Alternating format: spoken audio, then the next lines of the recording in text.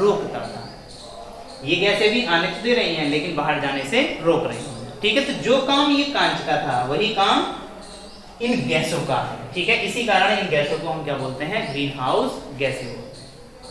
समझ में आ रही है बात? यहां तक क्लियर है ये बातें?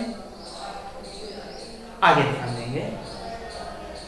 और ये जब गैसें अंदर आ रही हैं और लगातार इन गैसों को बाहर जाने से ये गैसें रोक रही हैं, ठीक है, तो जो वो इफेक्ट बन रहा है पृथ्वी पर, वो जो प्रभाव बन रहा है, उस प्रभाव को ही हम ग्रीन हाउस इफेक्ट कह रहे हैं। क्लियर है यहां तक? देखो तुम्हारी बुक क्या लिख रही है, देखो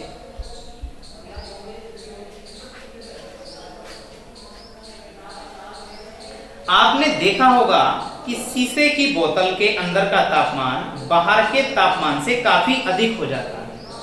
हमने ये तो कभी नहीं देखा है, लेकिन हमने ये बहुत देखा है कि अगर कोई गाड़ी, ठीक है, 4 व्हीलर धूप में खड़ी है और उसके शीशे को लॉक कर दिया जाए, ठीक है, शीशे बंद करके उस गाड़ी को खड़ा कर दिया जाए धूप में, ठीक है, और उस शीशे उसकी विंडो खोलकर अंदर बैठा जाए, फिर अंदर से बाहर निकला जाए, तो हम एक बात महसूस करेंगे कि उस कार के अंदर का जो तापमान है वो बाहर के तापमान से बहुत ज्यादा है। क्यों ज्यादा है? क्योंकि जो उसके शीशे थे वो कांच के हैं और वो उन किरणों को अंदर तो आने दे रहे हैं लेकिन बाहर जाने नहीं दे रहे हैं। इसका मतलब वो शीशे, उस कार के शीशे क्या कार्य कर रहे हैं? ग्रीन हाउस की तरह कार्य कर रहे हैं। ठीक है, इसी प्रकार कांच के आवरण से, जिसे ग्रीन हाउस कहते हैं, तो ग्रीन हाउस क्या है? कांच का आवरण, जो ठंडे मौसम में उष्णकटिबंधीय पौधों को गर्म रखने के लिए आवरण बनाने की प्रक्रिया में इस अवधारणा का प्रयोग किया जाता है। इस प्रकार आवरण को ग्रीन हाउस कहते हैं। इसमें कुछ नहीं बताया कि जो उष्णकटिबंधीय पौधों को, ठीक है, जो ठंडे पौधे हैं या जिन्हें गर्मी ज्यादा चाहिए, उन पौधों को हम गर्मी देने के लिए क्या कर देते हैं? कांच के शीशे उनके ऊपर रख देते हैं। ठीक है, और इस प्रकार जो वो हाउस बनता है, और जो आवरण बनता है, उसे ग्रीन हाउस कहते हैं। कांच सूर्य की ऊष्मा को अंदर तो आने देता है लेकिन बाहर नहीं जाने देता। कुछ गैसें जैसे carbon dioxide, methane, nitrous oxide पृथ्वी से ऊष्मा को वायुमंडल से बाहर जाने से रोकती है। मैंने ऐसा ही दिखाया है। और वायुमंडल के इस प्रकार की गैसों, विशेषकर कार्बन डाइऑक्साइड में लगातार पृथ्वी के औसत तापमान में वृद्धि हो रही है। ध्यान रखेंगे, इन गैसों में भी जो सबसे ज्यादा मेन है टेम्परेचर को बढ़ाने के लिए, वो CO2। क्लियर है? लगातार वृद्धि से पृथ्वी के औसत तापमान में वृद्धि हो रही है, जिससे वायुमंडल की ऊष्मा की वृद्धि हो रही है। इस प्रकार के कारणों द्वारा वैश्विक ऊष्मीकरण की स्थिति उत्पन्न हो गई है। वैश्विक ऊष्मीकरण का मतलब क्या है? कि जो पृथ्वी का तापमान है वो लगातार बढ़ता जा रहा है। इसके फलस्वरूप ध्रुवों पर जो बर्फ के पहाड़ हैं, ठीक है, ग्लेशियर हैं, के पिघलने की संभावना बढ़ जाएगी और देशों के जो तटीय क्षेत्र हैं उनके डूबने का संकट उत्पन्न हो जाएगा। इस प्रकार के ऊष्मीकरण को ही हम ग्लोबल वार्मिंग या वैश्विक ऊष्मीकरण कहते हैं। तो हमें समझ में आया है जो ये बात बताया है भैया? ये क्वेश्चन हमेशा ध्यान रखेंगे, ये वाली चीज। ठीक है, यहां तक समझ में आ रही है? आगे देख रहे हैं हम, आगे देख रहे हैं हम।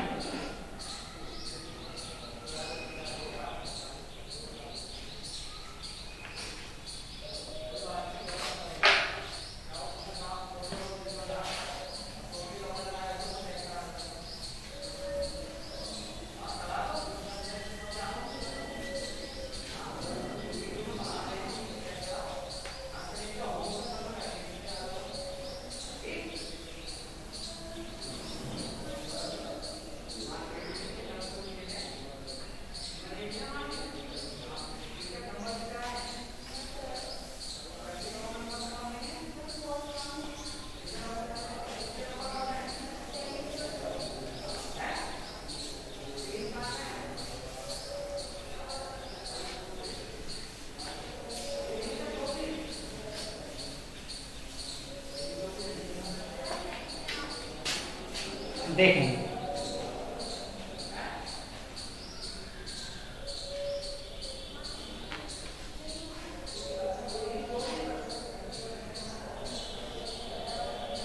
देखो एक टॉपिक आता है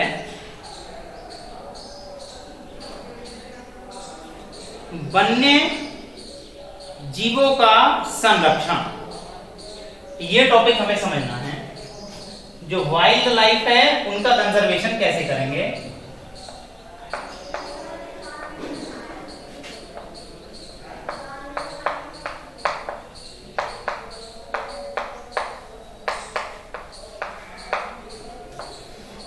वन्य जीवों का संरक्षण।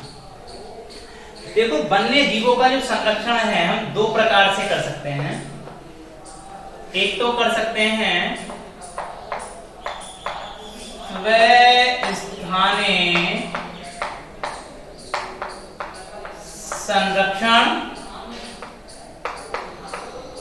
दूसरा उत्स्थानीय या बाह्य स्थानीय संरक्षण। क्लियर है? स्वस्थानीय संरक्षण क्या है और बाह्य स्थानीय संरक्षण क्या है। इसे हम बोलते हैं इन सिटू, इसे हम बोलते हैं एक्स सिटू। इन चीजों को देखेंगे। देखते हैं टॉपिक है हमारा वन्य जीवों का संरक्षण। वन्य जीव किसे बोलते हैं? वे जीव जो वनों में रहते हैं, ठीक है, वन्य जीव कहलाते हैं। उनके संरक्षण, संरक्षण का मतलब उन्हें सुरक्षित रखना, उन्हें बचाना। तो क्यों बचा रहे हैं? पहली बात तो यही समझेंगे। देखो हमने इससे पहले पढ़ा था आहार श्रृंखला। अगर तुम ये ध्यान दो कि सूर्य से ऊर्जा किसके पास आई? उत्पादक, उत्पादक के बाद प्रथम श्रेणी के उपभोक्ता, प्रथम से द्वितीय, द्वितीय से तृतीय। अगर मैं ये कहूं कि इस खाद्य श्रृंखला में प्रथम श्रेणी के उपभोक्ताओं को खत्म कर दिया जाए तो क्या होगा? अगर हम फर्स्ट कंज्यूमर को खत्म कर दें, प्रथम श्रेणी के उपभोक्ताओं को खत्म कर दें तो क्या होगा? तो तुम बता सकते हो सर द्वितीय श्रेणी और तृतीय श्रेणी के उपभोक्ता सभी नष्ट हो जाएंगे। क्यों? क्योंकि प्रथम खत्म हो जाएगा तो द्वितीय को ऊर्जा नहीं मिलेगी, और द्वितीय को ऊर्जा नहीं मिलेगी तो तृतीय को ऊर्जा नहीं मिलेगी। ये वाली बातें। तो कहने का मतलब है इस पृथ्वी पर जितने भी जीव हैं वो किसी ना किसी रूप में, ठीक है, वो किसी ना किसी रूप में क्या है? आहार श्रृंखला के या आहार कड़ी के सदस्य हैं। और उन्हें अगर हम मरने से या नष्ट होने से नहीं बचाएंगे तो वो पूरी आहार श्रृंखला टूट जाएगी और इस पृथ्वी पर जीवन संभव नहीं रहेगा। क्लियर है? तो जो भी जीव हैं उन्हें बचाना अत्यधिक आवश्यक है। क्लियर है? क्योंकि वो सभी आहार श्रृंखला के सदस्य हैं। तो ऐसे ही जो वन्य जीव हैं उन्हें हम कैसे बचा सकते हैं? तो बचाने के दो मेथड हैं। बचाने का मतलब उनके संरक्षण करने के दो विधियां हैं, एक इन सिटू और एक एक्स सिटू। अब मान लो ये एक क्षेत्र है, ठीक है, ये वन्य क्षेत्र है, यहां पर कोई जीव रहते हैं, ठीक है, ये ए, ये बी, सी, डी, ऐसे बहुत सारे ये जीव रहते हैं और इन्हें संरक्षण की आवश्यकता है। सबसे पहली बात तो संरक्षण की आवश्यकता क्यों पड़ी गई? इन्हें कैसे संरक्षण की आवश्यकता पड़ी? ये तो सही रह रहे हैं, लेकिन ध्यान रखेंगे कि कुछ व्यक्तियों ने ये वन जहां रहते थे वो वन काट दिया, ठीक है, तो इन्हें रहने के लिए स्थान नहीं है। या हम ऐसा भी बता सकते हैं कि भाई इन्हें खाने के लिए भोजन नहीं मिल रहा है, अर्थात जो भी इनके लिए चाहिए थी आवश्यकताएं, उन आवश्यकताओं की इस क्षेत्र में इनकी पूर्ति नहीं हो रही है। जो भी इनकी आवश्यकताएं थी, जो भी इनकी सुविधाओं की चीज थी, वो आवश्यकताएं इनके इस क्षेत्र में रहकर पूरी नहीं हो रही हैं। तो मैं इन्हें कैसे बचाऊं? अगर इनकी आवश्यकताओं की पूर्ति नहीं होगी तो ये तो नष्ट हो जाएंगे। तो कैसे इन्हें बचाया जा सकता है? तो इनके बचाने के दो मेथड हैं, इन सिटू या एक्स सिटू। पहला मेथड तो ये है कि जो भी चीजों की इन्हें आवश्यकता है वो सभी चीज यहीं पर लाकर दे दी जाए। लो भाई, जब इनकी आवश्यकताओं की पूर्ति हो जाएगी तो ये सुरक्षित या संरक्षित हो जाएंगे या नहीं हो जाएंगे? हो जाएंगे। तो इस प्रकार का संरक्षण कहलाता है इन सिटू संरक्षण, इन सिटू कंजर्वेशन।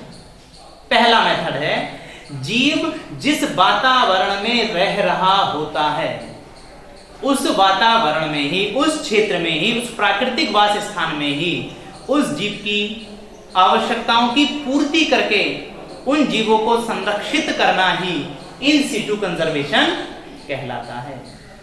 ठीक है, जहां रह रहा था वहीं पर उसकी आवश्यकताओं की पूर्ति करा दी, वो संरक्षित है, बात खत्म हो गई। दूसरा मेथड ये भी है कि मैंने इन्हें यहां से उठाया और इस क्षेत्र में ले जाकर छोड़ दिया, यहां सब चीजें थी तो भी तो ये संरक्षित हो गए हैं, तो इस प्रकार का संरक्षण कहलाता है एक्स सिटू संरक्षण। क्लियर है? इस वीडियो में हम इन सिटू और एक्स सिटू तक बात करेंगे, नेक्स्ट वीडियो में इसे और डिस्कस करेंगे। Thank you.